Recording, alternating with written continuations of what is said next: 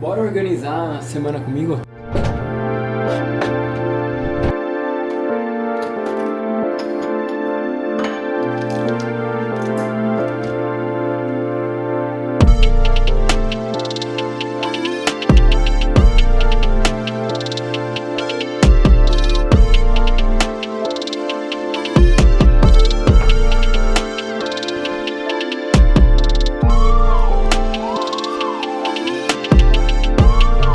Agora vamos junto organizar a minha semana e eu espero que isso te dê uma motivação também para você organizar a sua semana. Eu começo fazendo a minha retrospectiva, enxergar, né, nessa última semana. Por mais que ela tenha sido curta, eu olho o que deu certo e o que não deu certo. Das coisas que eu planejei para fazer, que não eram muitas, eu consegui fazer.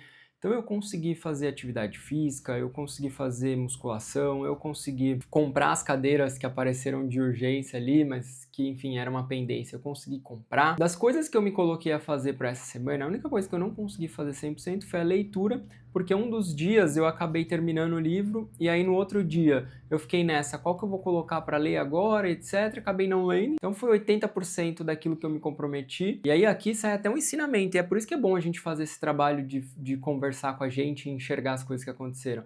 É eu criar uma lista dos próximos livros que eu quero ler, já para não ficar nessa dúvida e ficar perguntando ali no momento qual livro eu leio, etc. E aí acaba que às vezes a gente não lê nada porque não conseguiu achar o livro que queria ler. Então eu criei uma listinha dos próximos 3 para evitar que isso aconteça pelo menos nos próximos meses quando eu terminar o próximo livro. Depois que eu termino essa retrospectiva, eu também tento enxergar os momentos que foram bons. Então essa semana eu tive com a minha família, eu tive bastante tempo com meu filho, brinquei com meu filho, brinquei com a minha família, consegui subir mais um vídeo aqui no YouTube, enfim, para que a gente também consiga enxergar as coisas boas da nossa vida, né? Que às vezes a gente só olha para o que tá faltando e para as coisas ruins, mas a nossa vida ela é cheia de coisas boas também. Terminando esse momento da retrospectiva, eu vou pro meu planejamento e minha organização. Então eu pego, olho ali, né, o que tá planejado e organizado para o mês de janeiro, que foi aquele exercício que a gente fez anteriormente.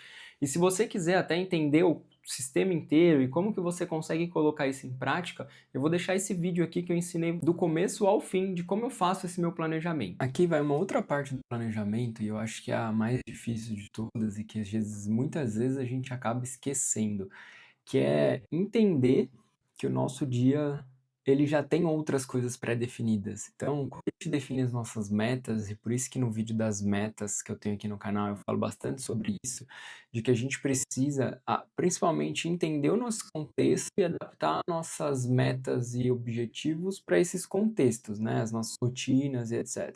O que eu estou compartilhando com vocês. Essa é a minha agenda sem eu fazer nada. Então, assim, o que é isso? São as horas que eu dedico para o meu trabalho CLT. Então, de segunda e quarta, eu tenho que ir presencial, o que acaba comendo já praticamente 3 horas do meu dia só o deslocamento da casa para o trabalho e do trabalho para casa. Nesses dias, segunda e quarta, eu tento nem colocar nada, eu tento colocar o mínimo possível. Eu tento colocar igual atividade física. Normalmente eu gosto de fazer 2 treinos um seguido do outro. Eu gosto de fazer uma musculação e depois fazer algum aeróbico. Nesses dias, eu coloco o mínimo possível. Eu coloco um treino de meia hora, ou eu coloco uma corrida de meia hora, algo que seja rápido. Porque eu não tenho tempo na segunda e na quarta. O tempo que vai me sobrar na segunda e na quarta é depois das 6:30 da tarde. E assim, são dias extremamente cansativos e eu priorizo segunda e quarta, pro final do dia, eu estar presente esse pouco tempo que eu tenho dentro da minha casa com meu filho e com minha esposa. Então aqui, ó, segunda e quarta, praticamente, eu só faço alguma atividade física e eu consigo ler 10 minutos, que é a minha meta de leitura, porque eu chego um pouquinho cedo no escritório por conta de uma demanda lá que tem de estacionamento, vaga, etc. Para eu não ter chance de chegar lá e não ter vaga, eu chego um pouquinho mais cedo.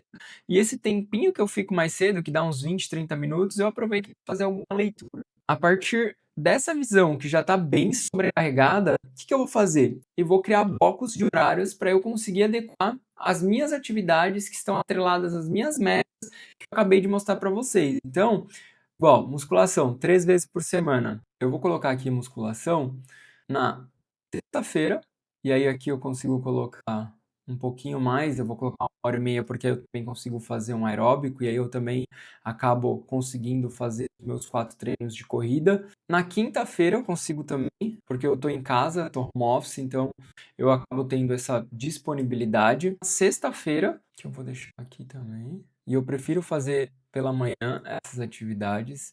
Eu acho que eu sou mais produtivo depois que eu faço minhas atividades físicas.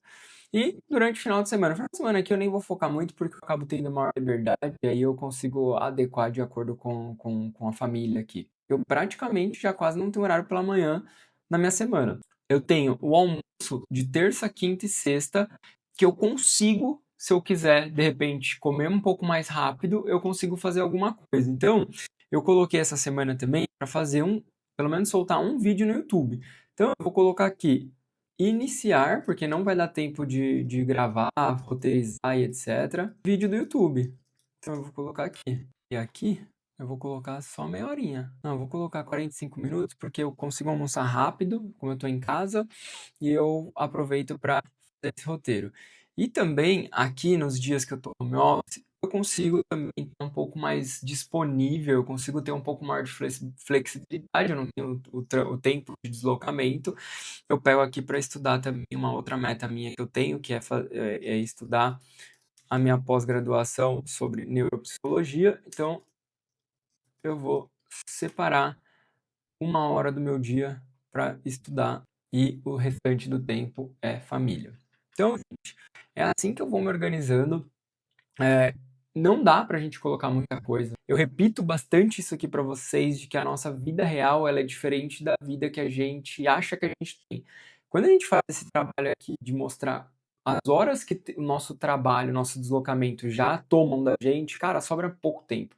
Se a gente colocar muita meta, a gente não vai conseguir bater nada. Então, por isso que lá no vídeo das metas, né, eu coloquei, cara, não adianta a gente colocar muita coisa, coisas gigantescas, extraordinárias, porque se você for assim como o CLT, a gente já tem uma jornada bem expressiva de trabalho, o que vai acabar e o que sobra são esses blocos pequenos de tempo para a gente conseguir encaixar as atividades que a gente vai fazer para que a gente consiga bater as nossas metas. E eu conseguia fazer muitas outras coisas, principalmente antes, depois do horário, quando não tinha filho. Hoje, com filho, fica tudo muito mais difícil. Por isso, é tão importante a gente fazer esse trabalho de organização, principalmente no domingo, para a gente conseguir enxergar os nossos principais blocos de horário, aonde a gente vai conseguir encaixar essas atividades para a gente ter um pouco mais de previsibilidade também. Nosso cérebro adora previsibilidade, a gente se sente mais confortável, a gente tira a estafa cognitiva de ficar pensando todos os dias que horas que eu vou encaixar isso, que horas que eu vou conseguir fazer isso.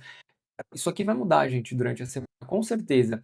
Mas se eu tiver pelo menos o mínimo possível de previsibilidade, eu conseguir seguir o mínimo possível esse plano, menor a chance de eu procrastinar, menor a chance de eu ser impactado pelas adversidades da nossa vida. Depois de fazer essa separação, então, eu já saí com o meu planejamento semanal, eu consegui fazer a minha organização semanal na minha agenda. E agora, gente, é executar. Agora é o dia a dia. Então, todos os dias eu faço também ali, eu olho de manhã o que eu preciso fazer, eu marco o que eu preciso fazer, eu vou anotando conforme as demandas vão acontecendo e eu vou alimentando a minha agenda. Essa agenda ela é viva.